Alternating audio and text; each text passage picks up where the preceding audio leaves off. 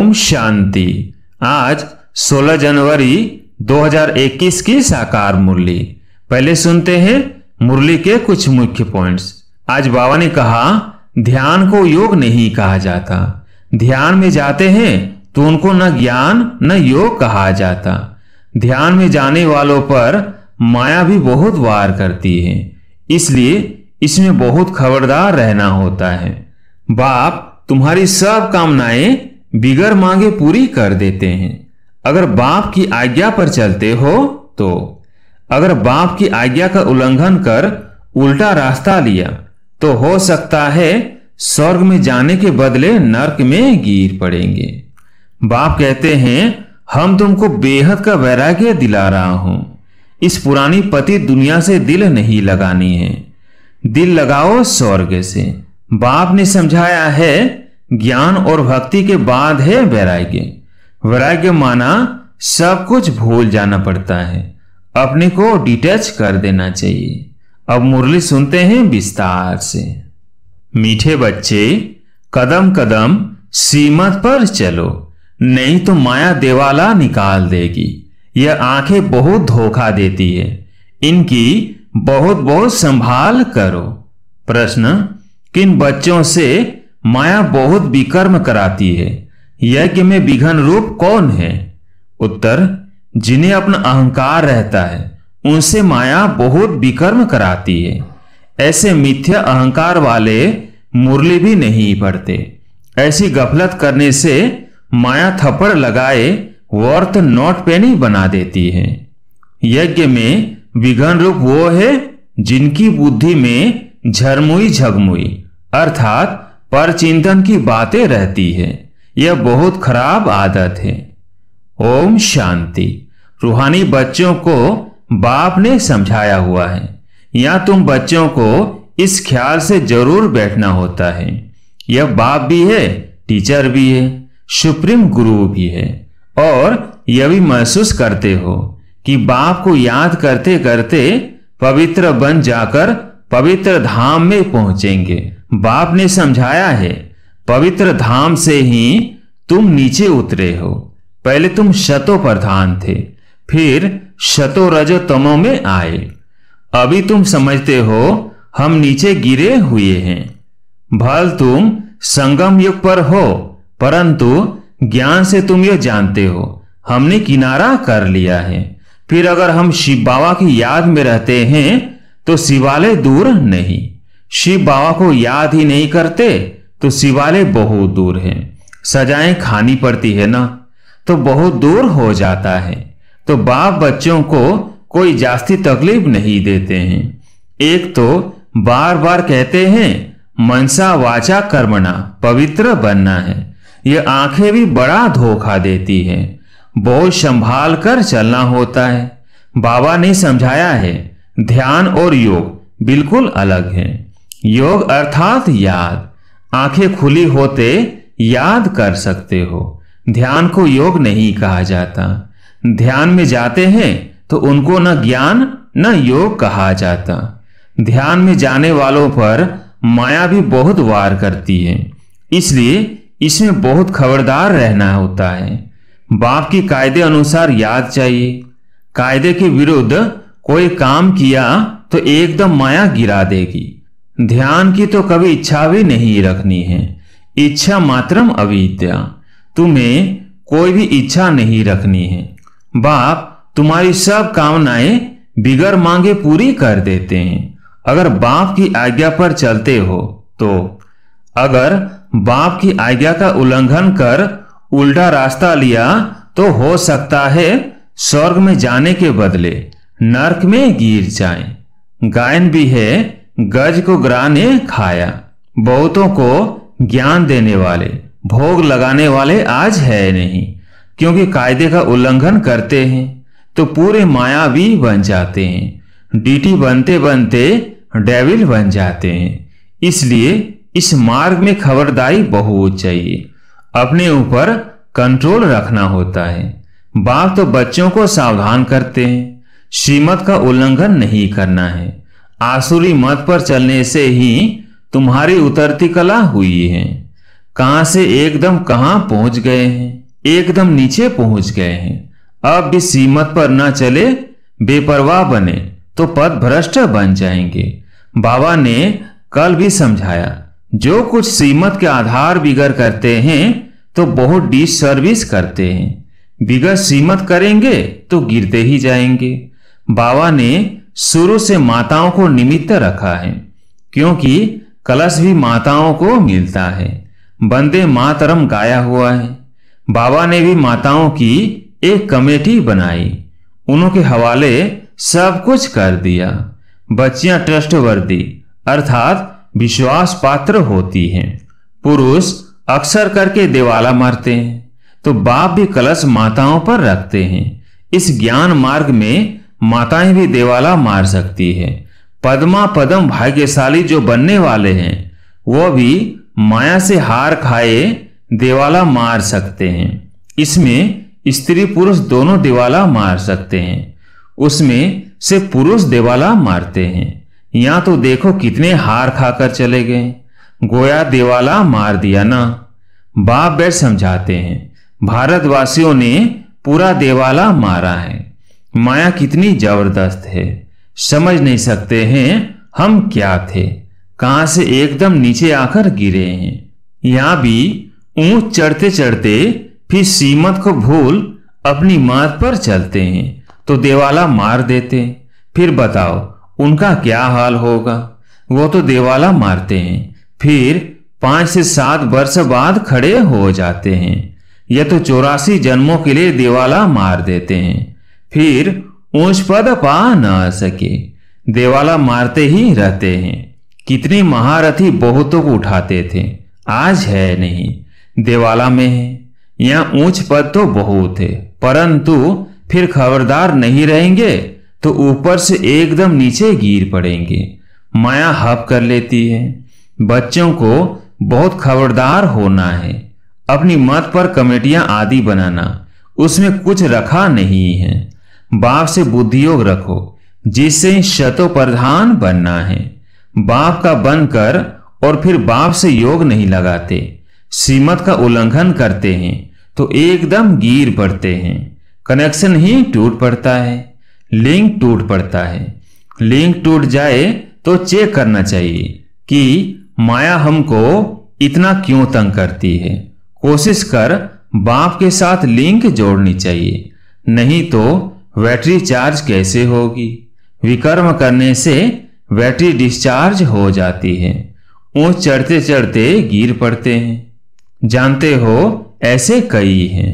शुरू में कितने ढेर आकर बाबा के बने, भट्टी में आए, फिर आज कहां है, गिर पड़े क्योंकि पुरानी दुनिया याद आई।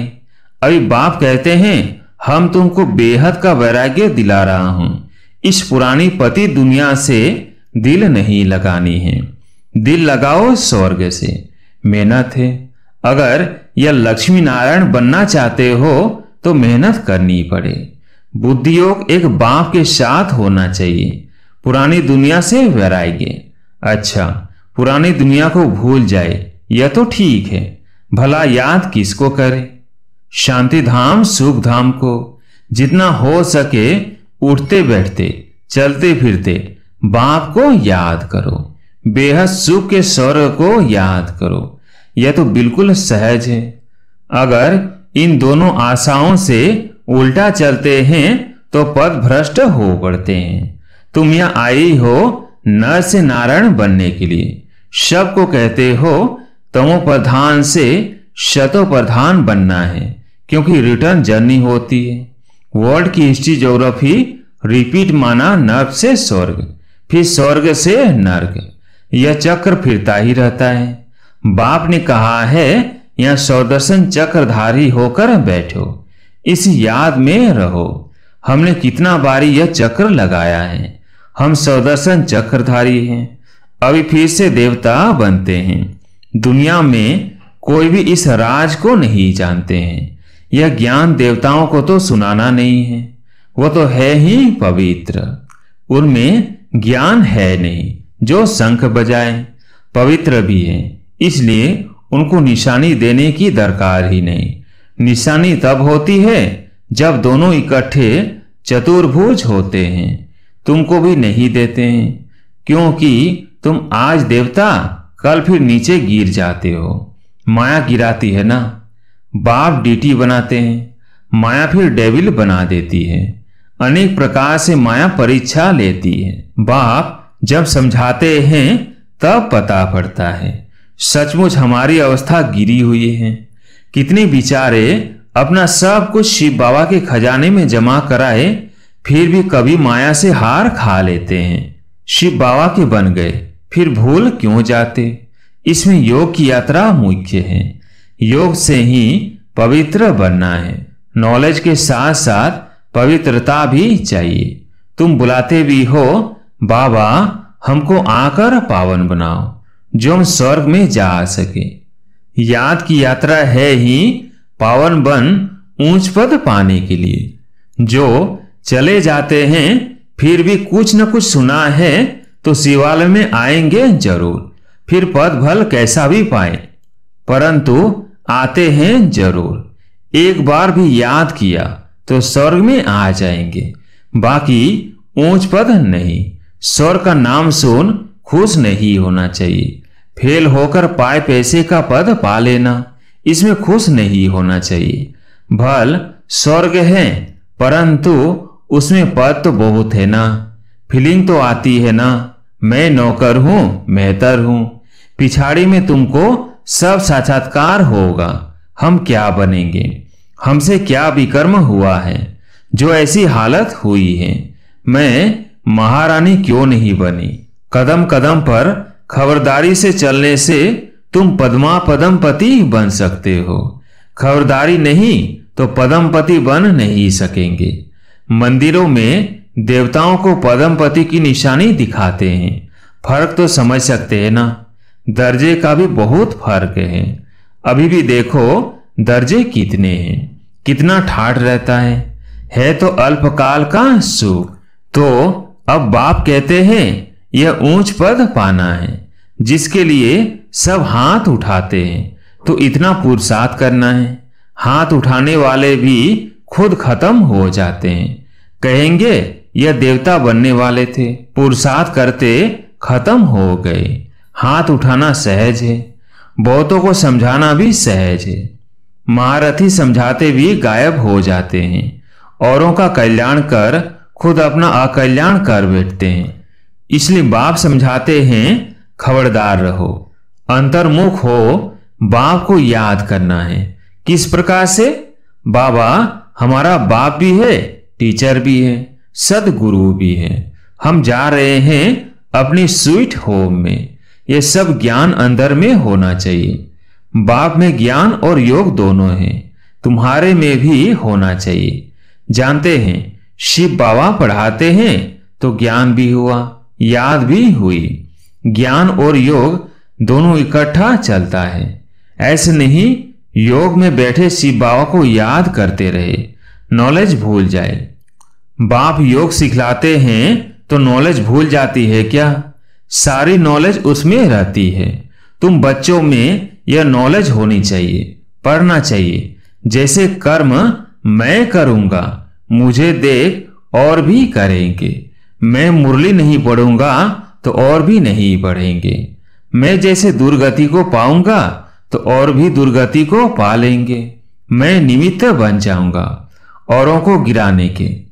कई बच्चे मुरली नहीं पढ़ते हैं, मिथ्या अहंकार आ जाता है, माया झट वार कर लेती है। कदम कदम पर श्रीमत चाहिए, नहीं तो कुछ न कुछ विकर्म बन जाते हैं।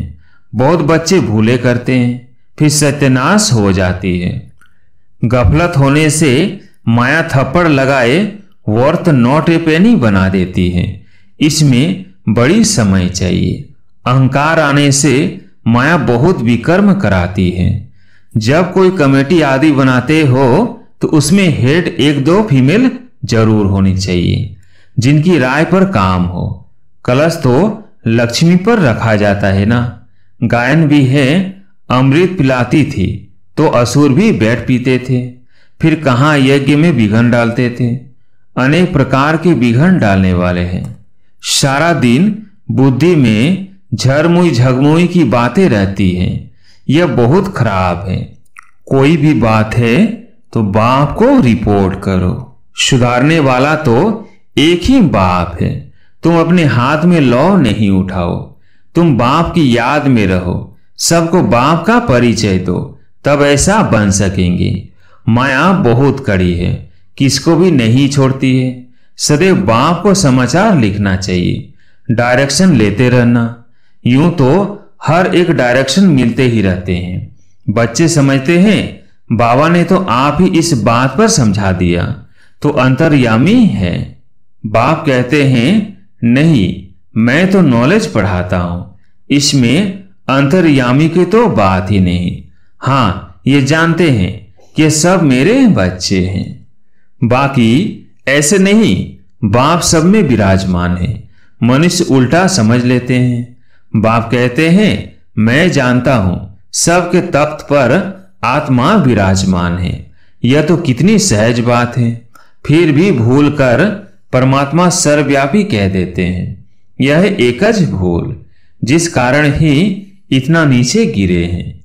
विश्व का मालिक बनाने वाले को तुम गाली देते हो, इसलिए बाप कहते हैं यदा यदा ही धर्मस्य। बाप यहां आते हैं तो बच्चों को अच्छी रीति विचार सागर मंथन करना है। नॉलेज पर बहुत बहुत मंथन करना चाहिए, टाइम देना चाहिए, तब तुम अपना कल्याण कर सकेंगे। इसमें पैसे आदि की भी बात नहीं। भूख तो कोई मर न सके। जितना जो बाप के पास जमा करते हैं उतना भाग्य बनता है। बाप ने समझाया है ज्ञान और भक्ति के बाद है वैराग्य। वैराग्य माना सब कुछ भूल जाना पड़ता है, अपने को डिटैच कर देना चाहिए। शरीर से हम आत्मा अब जा रही है। अच्छा, मीठे मीठे शिकिलधे बच्चों प्रति माता पिता बाप दादा का याद प्यार और गुड मॉर्निंग। रूहानी बच्चों की रूहानी बाप दादा को याद प्यार गुड मॉर्निंग नमस्ते नमस्ते। धारणा के लिए मुख्य सार। पहला पॉइंट, अपने ऊपर बहुत कंट्रोल रखना है। सीमत में कभी बेपरवाह नहीं बनना है। बहुत बहुत खबरदार रहना है, कभी कोई कायदे का उल्लंघन न हो। दूसरा पॉइंट, अंतर्मुख हो। एक बाप से बुद्धि की लिंक जोड़नी है। इस पतित पुरानी दुनिया से बेहद का वैराग्य रखना है। बुद्धि में रहे जो कर्म मैं करूंगा, मुझे देख सब करेंगे। आज प्यारी मीठे बाबा का वरदान, शौमान की सीट पर स्थित रह, माया को सरेंडर कराने वाले श्रेष्ठ शौमानधारी भव। संगम युग का सबसे श्रेष्ठ शौमान है मास्टर सर्वशक्तिमान की स्मृति में रहना। जैसे कोई बड़ा ऑफिसर व राजा जब शौमान की सीट पर स्थित होता है तो दूसरे भी उसे सम्मान देते हैं। अगर स्वयं सीट पर नहीं तो उसका ऑर्डर कोई नहीं मानेंगे। ऐसे आप भी शौमानधारी बन अपने श्रेष्ठ शौमान की सीट पर सेट रहो, तो माया आपके आगे सरेंडर हो जाएगी। स्लोगन, साक्षीपन की स्थिति में रह, दिलाराम के साथ का अनुभव करने वाले ही लवलीन आत्मा है। साक्षीपन की स्थिति में रह, दिलाराम के साथ का अनुभव करने वाले ही लवलीन आत्मा है।